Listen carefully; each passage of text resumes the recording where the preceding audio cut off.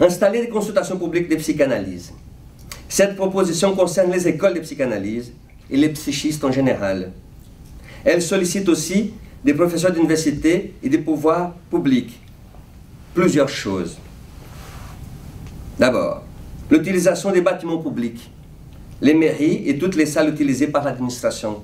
À partir de 17 h, les bâtiments sont vides. Par exemple, qui m'a appris ça, c'était une étudiante en 98.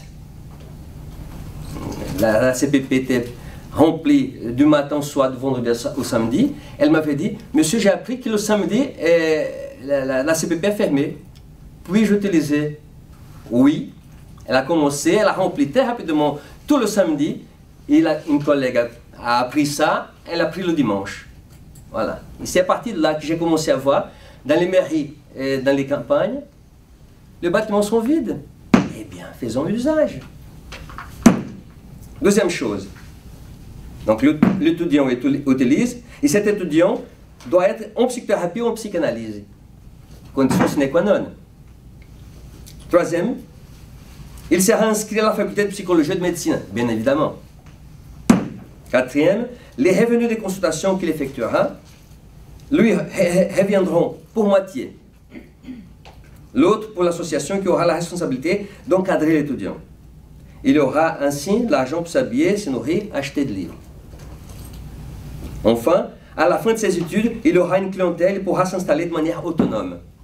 Et ça, c'est le point fondamental chez nous, parce que, normalement, les étudiants, les jeunes psychiatres ne gagnent pas correctement leur vie, et les étudiants de psychologie vont travailler en tant que vendeuses, ou dans des boulangeries.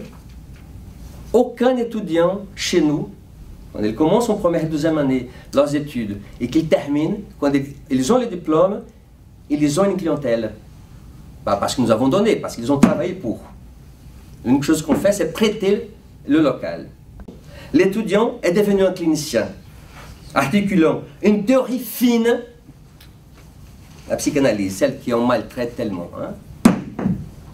Dans cette opération, l'étudiant est devenu un clinicien, pas un technicien, pas un praticien, un clinicien. On articule une théorie fine avec une pratique concrète.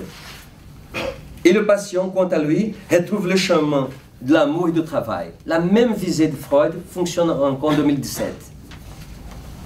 Cela signifie moins de psychotropes, moins de consultations médicales en bobologie. Les urgences sont remplies. Moins d'arrêt maladie, moins de suicides. C'est cette manière de faire de la clinique qui m'autorise à mettre en évidence que 18 personnes ont réussi à assurer ce nombre de consultations et cette somme d'argent en 2016.